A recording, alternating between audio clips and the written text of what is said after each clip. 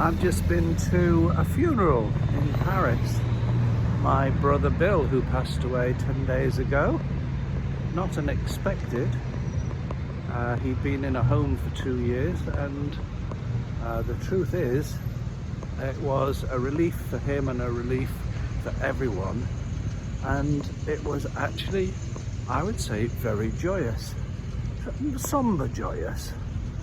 But he is a very spiritual man, is Bill. He used to teach at a Catholic seminary here in Paris, and I learnt a lot about him in my pidgin French hearing that I didn't know. So respect to the man, and I'm glad I showed my face to represent the other family, my brothers and sisters. And the note was one of, yes, a sort of relief. But it's like he knew that he wasn't only the body, and his partner, Helene, knew he's not only the body. And his brother Michael, who's like me a Liverpudlian, he knows that we're not just the body. And when I got to the funeral home where the ceremony was, I was a bit early, and I asked, was I in the right place for Bill Chanclon? How about that? In France, French pronunciation. So I am introduced as Phil Chanclon. Sounds like Inspector Clouseau's sidekick, which is great. And brother Michael, I was shown into a room where Bill was still visible in his coffin, an open coffin, which I wasn't expecting, honestly, and it was a shock. I can't deny it was a shock. I have seen dead bodies before, but Bill was well dead, and Michael said, "You can come in, but he's not there." And I thought that's just absolutely right. Whoever we are, you are, I are, we inhabit the body, but we are not the body, or even I would say, our thoughts and emotions. It's part of what is being human, but the actual, shall we say, the substance is sort of the ghost in, no, not the ghost in the machine, that's the wrong word. The spirit in the meat is more like what we are. And I personally am not a believer in physical afterlife. I don't have a particular thing about it, but it's not my persuasion, shall we say. It used to be the evangelical. When I was evangelical, that's part of the dogma. Well, what a disappointment it will be if I end up with this sorry body, unlimited. I can still fuck things up very easily. Like I got here a day early because I got the date wrong. You don't want to spend an eternity with me. Believe me, it'll be chaos. No, my conviction is that the nearest I can see is we return to where we came from, or we return to source. See that? Two tiny dogs. Which is who we really are, where we inhabit a sort of a spark of human consciousness for a very short time on this earth, and then it's snuffed out. But what we are is the flame itself, the flame of consciousness. And with that, I'm going to shut up and find a nice hot lunch in one of these cafes. Bye. It is common practice in many spiritual traditions. Certainly I know in the Hindu and possibly Buddhist, I might be speaking well out of my depth.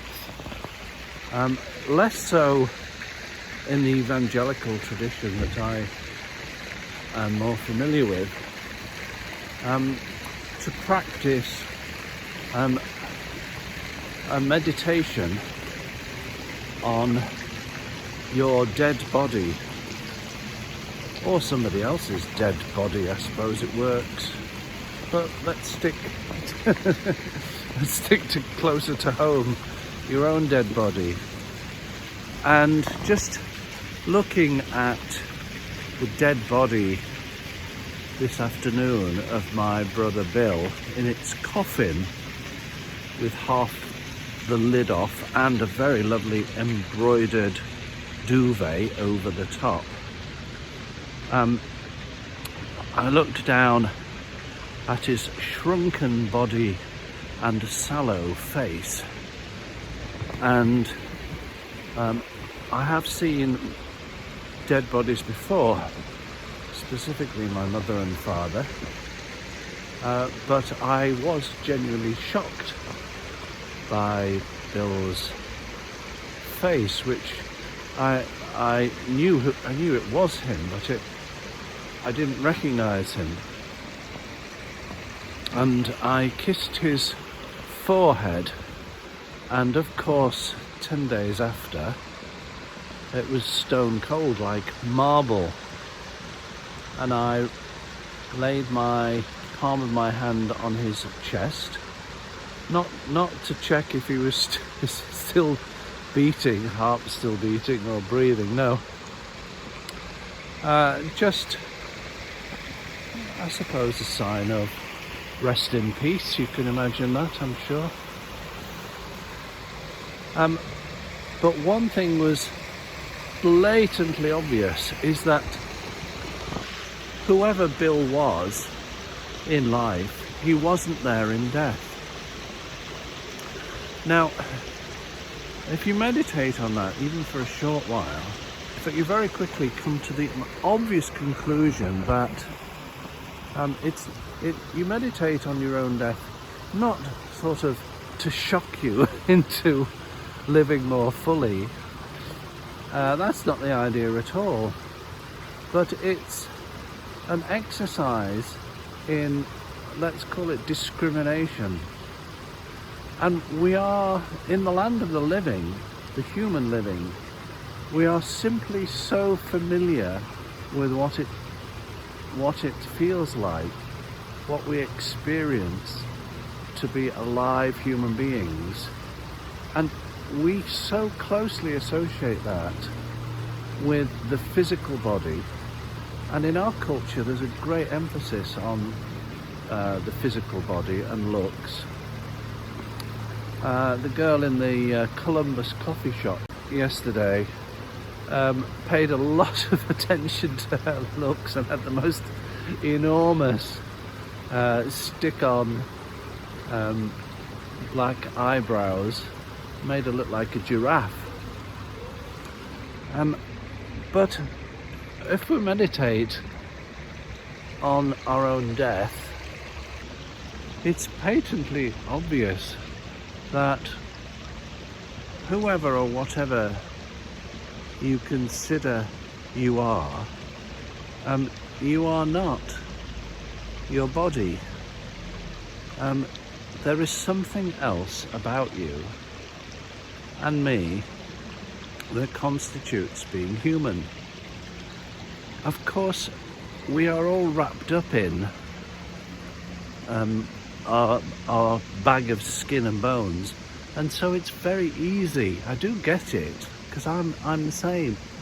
It's very easy to associate who we are with our physical domain, but you just know for sure that there's more to it than that.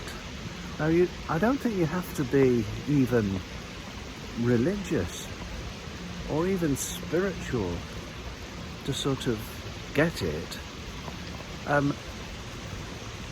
Sure, I do appreciate that if you have grown up like Peter in particular I'm thinking of, as a scientist, and you are convinced that the only reality is the material world, then any sense of there being other than the physical body and a mind creating consciousness simply doesn't make sense. And we are the body and we are the mind, and when the battery runs out and you're lying there in your coffin, there is nothing else. But that's not my experience, and I don't know if you've had after-death experience, not of your own, you understand, but somebody else close to you who's died and you've seen laid out.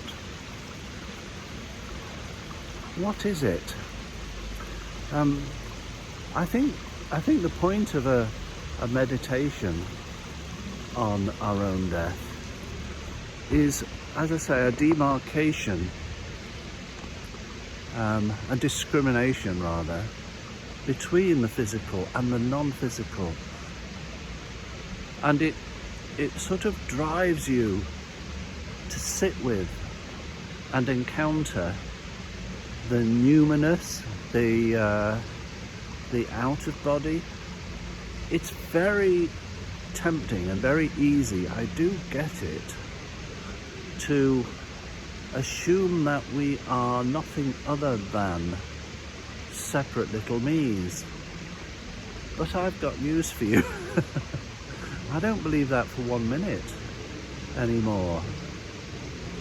It seems much more convincing to me that we are all partakers of one. I'm going to have to use awkward language because I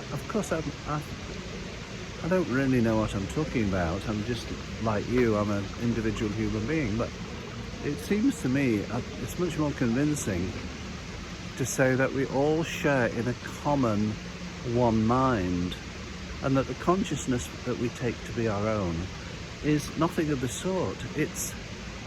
There is no plural of consciousness. We are partakers of the same, albeit slivers. Think of a hologram where the whole picture is actually embedded in just one piece of the hologram or the jigsaw puzzle. That seems to me a much more touchy-feely, intuitive understanding of our true nature. So, go and sit and think about it on your own dead body, and let me know if it resonates. I'm going for a coffee in this alive body.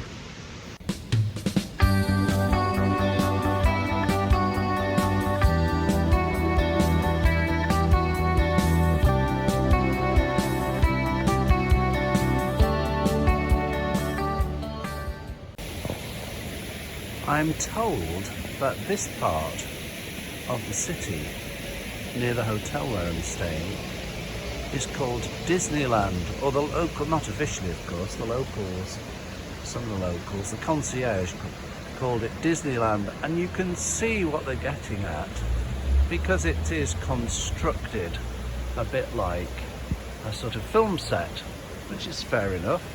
These places exist. But how delightful is it? I'm obviously easily taken in by landscaping and walkways with no traffic and running water and herbaceous borders, late flowering dog roses. And I don't know about you, I've always enjoyed living near running water. Not so much the sea or the ocean for me, but certainly running water. So this would do fine. But then, you know me, I seem to think I would happily live wherever I happen to be visiting, and here is no exception.